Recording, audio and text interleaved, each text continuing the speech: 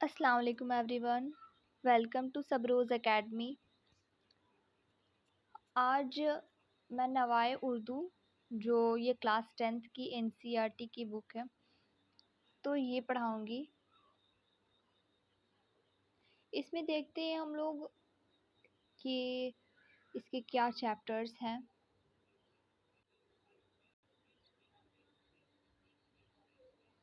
یہ اس میں حصہ نثر میں افسانہ ہے، سوانح ہے، ڈرامہ، آپ بیتی اور مضمون ہے۔ اس کے علاوہ حصہ نظم میں غزل، نظم، رباعی وغیرہ ہے۔ تو آج میں پہلا چیپٹر حصہ نثر میں افسانہ جو راجندر سنگھ بیدی کی ہے، بھولا، یہ پڑھاؤں گی۔ افسانہ بھولا جو ہے یہ راجندر سنگھ بیدی کی تحریر ہے۔ اس سے پہلے افسانہ پڑھنے سے پہلے ہم تھوڑا افسانہ کے بارے میں جان لیتے ہیں۔ افسانہ کسے کہتے ہیں، کیا ہے؟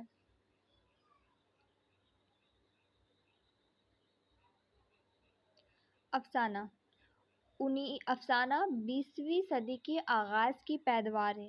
مطلب افسانہ جو ہے اس کا آغاز 20ویں صدی میں ہوا۔ تیزی سے بدلتے ہوئے زمانے کے ساتھ دینے والوں کے لیے مختصر افسانہ خاص کشش رکھتا ہے۔ مطلب لوگ آگے بڑھتے چلے جا رہے ہیں، وقت کی بہت ہی لوگوں کے پاس سمجھے تو قلت ہوتی ہے، تو اس کے لیے افسانہ جو ہے یہ بہت ہی خاص کشش رکھتا ہے۔ افسانہ اس کہانی کو کہتے ہیں جس میں زندگی کی سچائیوں کا بیان ہوتا ہے۔ مطلب یہ ہے کہ افسانہ جو ہے یہ ایک ایسی کہانی ہوتی ہے جس میں ہماری زندگی کی سچائیاں بیان ہوتی ہے۔ اس میں کسی قسم کا کوئی جھوٹ نہیں ہوتا ہے۔ نقادوں نے افسانوں کے مختلف تعریفیں بیان کی ہے۔ ایک نقاد نے کہا ہے کہ افسانہ ایسی نثری تخلیق ہے جو ایک ہی نشست میں پڑھی جا سکے۔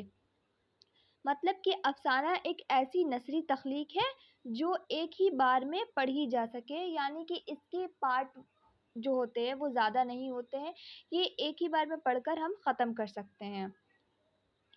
ایک اور نقاد کا قول ہے کہ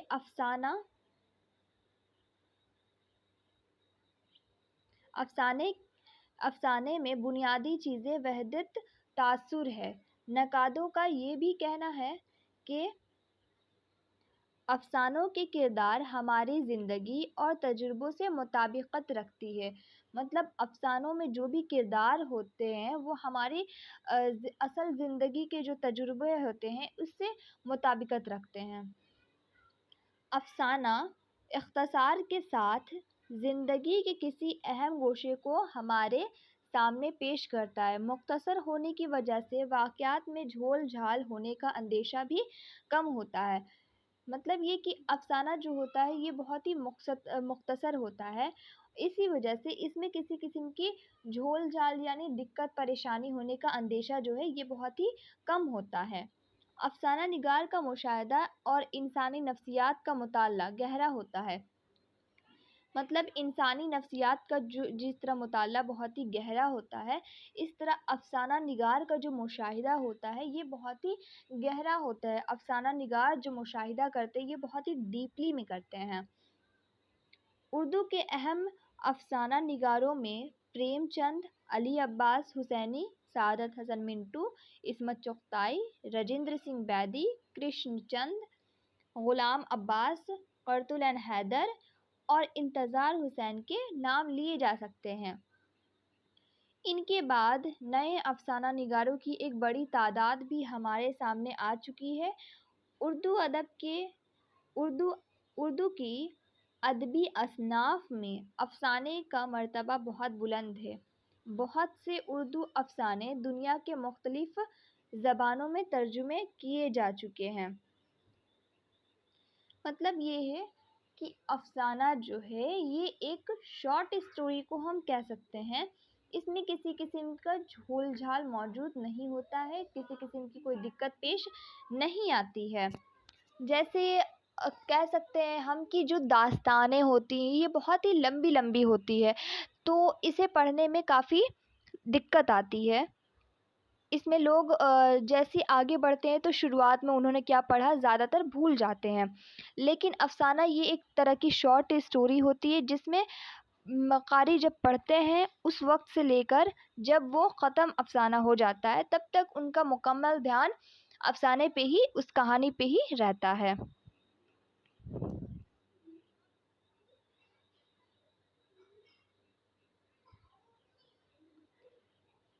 افسانہ نگار ہمارے بھولا نظم افسانہ کے بھولا نگار جو ہیں وہ راجندر سنگھ بیدی ہیں۔ راجندر سنگھ بیدی، ان کی پیدائش جو ہے یہ 1915 کی ہے اور وفات جو ہے یہ 1984 کی ہے۔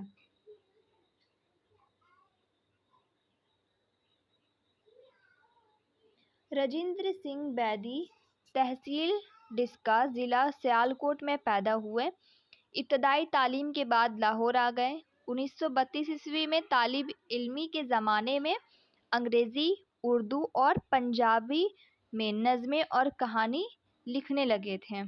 مطلب 1932 میں ان کی طالب علمی کے زمانے میں جب وہ پڑھائی کر ہی رہے تھے اسی وقت انہوں نے کیا کیا، انگریزی، اردو اور پنجابی میں انہوں نے نظمیں اور کہانیاں لکھنی شروع کر دی تھی۔ کچھ مدت بعد پوسٹ آفس لاہور میں کلرک ہو گئے۔ 1943 میں ڈاک خانے کی ملازمت سے مستعفی ہو کر مرکزی حکومت میں پبلسٹی ڈپارٹمنٹ میں کام کیا۔ مطلب 1943 میں انہوں نے پوسٹ آفس کے ملازمت کو ریزائن دے دیا اور مرکزی حکومت کے پبلسٹی ڈپارٹمنٹ میں کام کیا، اور اس کے بعد آل انڈیا ریڈیو میں بحیثیت اسٹاف آرٹسٹ کام کرنے لگے۔ 1948 میں جموں ریڈیو اسٹیشن کے ڈائریکٹر بنائے گئے، لیکن ایک ہی سال میں استعفیٰ دے کر ممبئی چلے گئے اور فلموں کے لیے لکھنے لگے۔ 1948 میں جموں ریڈیو اسٹیشن کے وہ ڈائریکٹر بنائے گئے، لیکن وہاں بھی انہوں نے ایک سال کام کرنے کے بعد استعفیٰ دے دیا اور ممبئی جا کے انہوں نے فلمیں لکھنے شروع کی۔ ان کے افسانوں میں 6 مجموعے شائع ہوئے۔ دانا و دام جو 1965 میں شائع ہوا، گرہن 1942، آزادی سے پہلے یہ شائع ہوا تھا گرہن، کوک جلی جو 1949 میں ہوئی شائع، اپنے دکھ مجھے دے دو 1965، ہاتھ ہمارے قلم ہوئے 1974، مکتی بدھ 1982، آزادی کے بعد منظر عام پر آیا مکتی بدھ۔ ڈراموں کے 2 مجموعے بے جان چیزیں 1943 اور 7 کھیل 1946 میں شائع ہوئے۔ راجندر سنگھ بیدی کی ناول ایک چادر میلی سی 1962 کی تصانیف میں سب سے زیادہ مشہور ہے۔ اکثر ایگزاموں میں یہ پوچھا جا چکا ہے یہ کوشچن کہ ایک چادر میلی سی یہ کس کی تصنیف ہے، تو یہ راجندر سنگھ بیدی کی، یا پھر یہ بھی پوچھ سکتے کہ راجندر سنگھ بیدی کی ناول ایک چادر میلی سی یہ کب لکھی گئی تھی، تو 1962 میں۔ راجندر سنگھ بیدی نے کچھ فلمیں بھی بنائی جن میں دستک خاصی مشہور ہوئی۔ مرزا غالب، دیوداس، مدھومتی اور انورادھا میں بیدی کے مکالمے بہت مشہور ہوئے۔ بیدی کے افسانوں میں ایک ہمدرد انسان کی نرمی اور دردمندی ہے، وہ ہر چیز کو گہری نظر سے دیکھتے ہیں۔ مطلب بیدی نے جتنے بھی افسانے لکھے ہیں اس میں ہمدرد انسان کی نرمی اور دردمندی ہے، اور وہ ہر چیز کو گہری نظر سے دیکھتے ہیں، مطلب بہت ہی ڈیپلی وہ سوچتے ہیں، اس کے بعد وہ افسانے لکھتے ہیں۔ بیدی نے اپنے افسانوں میں نئی تشبیہیں، نئے استعارے اور کنائیے وضع کیے ہیں۔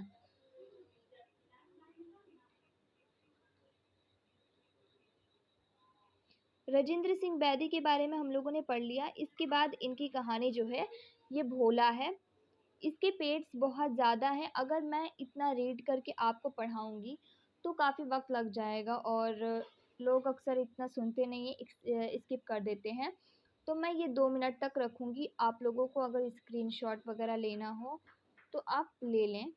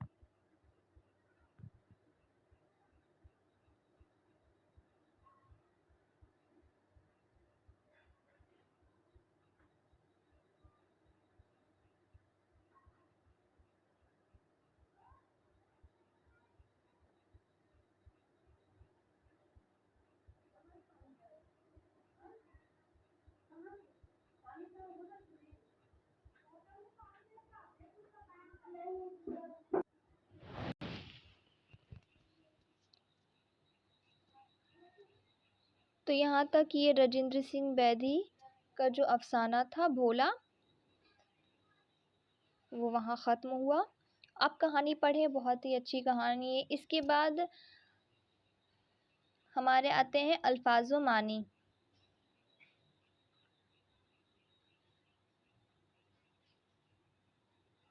कूज़ा किसे कहते हैं? मिट्टी का छोटा प्याला। मिट्टी का छोटा प्याला होता है जिसे कूज़ा कहते हैं। अक्सर लोग इसमें दही वगैरह जमाते हैं।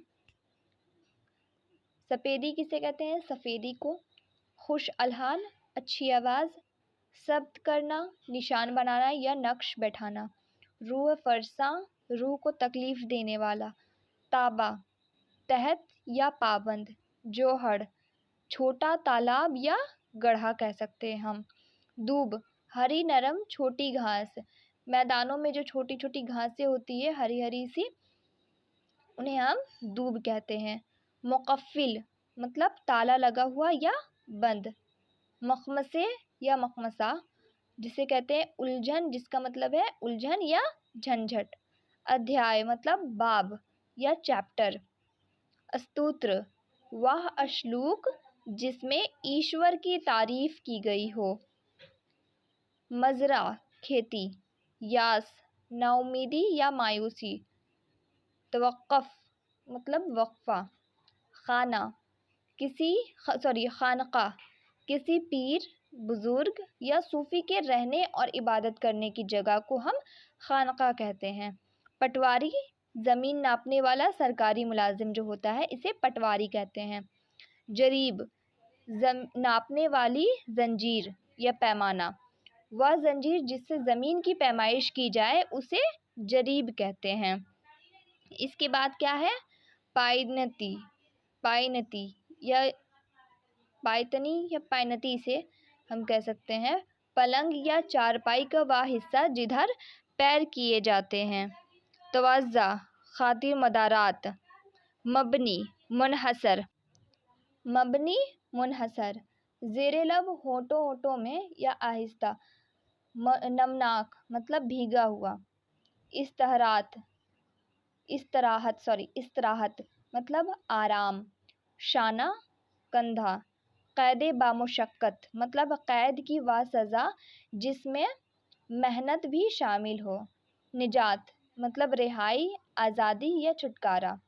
دہلیز مطلب چوکھٹ. اگن بوٹ بھاپ سے چلنے والی کشتی. سہاگوتی. سہاگن جس کا شوہر زندہ ہو اسے سہاگوتی کہتے ہیں. نام روشن کرنا یہ محاورہ آتا ہے جس کا مطلب ہے شہرت ہونا یا مشہور ہونا. متفکرانہ غور و فکر کے انداز میں. فرط مسرت خوشی کی زیادتی. رقت مطلب رونے کی کیفیت یا روحانسا ہونا. غلبہ فتح، کامیابی یا برتری. اختر شماری ستارے گننا. شق ہونا پھٹنا یا ٹکڑے ٹکڑے ہونا. یہ شک نہیں ہے، شق ہے. منت ماننا مطلب نذر ماننا، مراد پوری ہونے پر عبادت کرنا یا صدقے کرنے کی نیت کرنا، یہ منت ماننا کہلاتا ہے. پتھرائی آنکھ مطلب بے حس و حرکت یا ٹھہری ہوئی آنکھ. خانہ خراب جس کا گھر برباد ہو جائے. سشدر ہکا بکا یا حیران.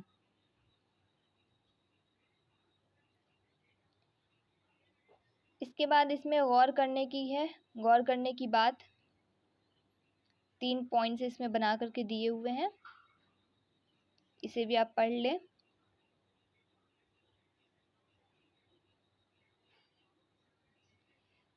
اس کے بعد یہاں اس کے سوال و جواب آتے ہیں، پھر عملی کام آتے ہیں،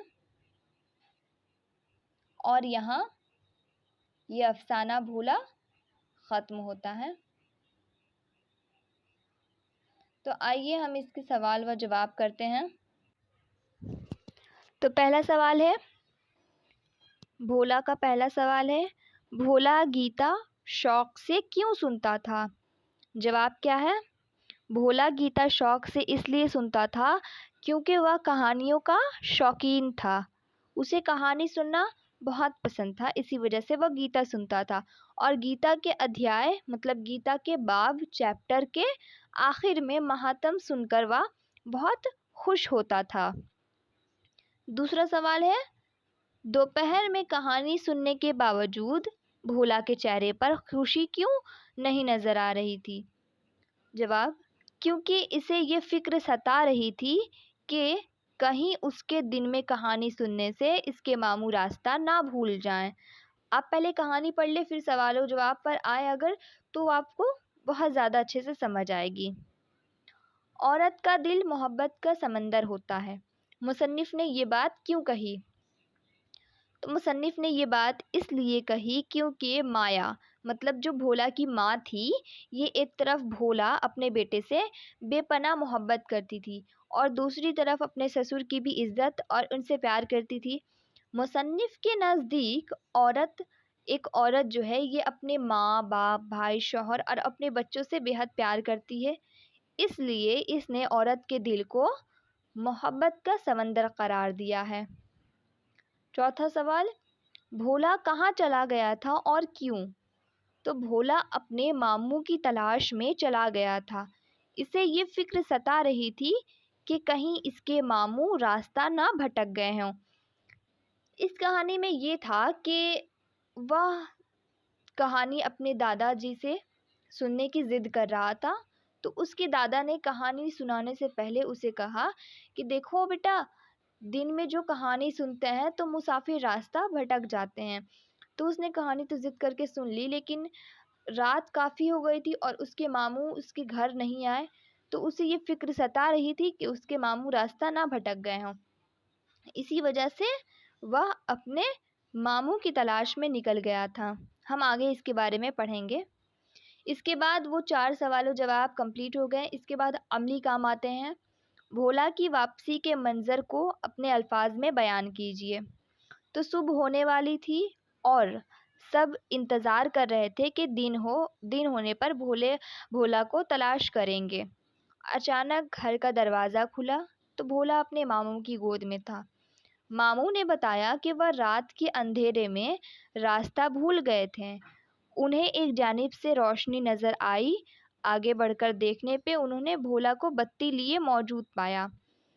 मामू के पूछने पर भोला ने बताया कि आज दादाजी से दिन में कहानी सुननी, और कहानी सुनने से पहले दादाजी ने बताया था कि दिन में कहानी सुनने से मुसाफिर रास्ता भूल जाते हैं, और मुझे फिक्र हुई आपकी कि कहीं आप रास्ता ना भूल गए हो, इसीलिए मैं बत्ती लेकर चला आया। ये भोला ने कहा अपने मामू से।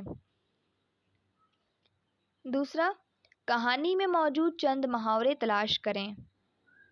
सुहाग लुटना मतलब बेवा होना। मुंह चूमना, ये बच्चों को जैसे चूमते हैं, प्यार करते हैं वो। मांद पड़ना, मुंह बनाना, दिया सलाई दिखाना।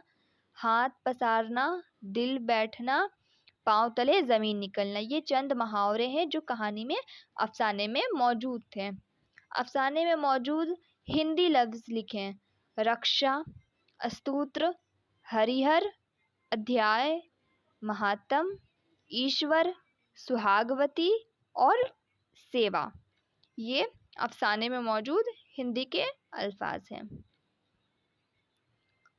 अफसाने के आगाज़ में राखी बांधने का जिक्र आया। इस त्यौहार का क्या नाम है और इसे कैसे मनाया जाता है, इस पे एक मुख्तसर नोट लिखना है। जवाब है, राखी बांधने के त्यौहार को रक्षाबंधन कहते हैं। इस त्यौहार में भाई बहन के दरमियान मोहब्बत की अलामत उजागर होती है। दरअसल रक्षा संस्कृत ज़बान की लफ्ज़ है जिसके मानी हिफाजत है, और रक्षा बंधन से मुराद है कि भाई अपनी बहन की हिफाजत का अहद करता है। इस त्यौहार में भाई की कलाई पर बहन एक धागा या राखी बांधती है और अपने भाई से जो है वो अहद करवाती है कि वह उसकी हमेशा रक्षा करेगा। राखी बांधने के बाद भाई के माथे यानी कि पेशानी पर, फोरहेड पर वो एक तिलक लगाती है बहन, और फिर मिठाई और पकवान वगैरह से उसकी खातिर तवज्जो करती है, और फिर भाई राखी बंधवा कर अपनी बहन को तोहफे देता है। इस तरह से रक्षाबंधन के त्यौहार को मुकम्मल किया जाता है। तो ये राजेंद्र सिंह बैदी का बहुत ही अच्छा अफसाना था भोला। ये कहानी बहुत ही ज़्यादा अच्छी थी। तो ये कहानी आप पढ़ें। इसके बाद इसके जो अल्फाज व मानी है, सवालात है, सवाल व जवाब है, वो मैंने करवा दिए। इसमें कुछ अमली काम थे वो भी मैंने लिखवा दिया है, बता दिया। उम्मीद है कि आपको पसंद आया हो। मिलते हैं नेक्स्ट वीडियो में।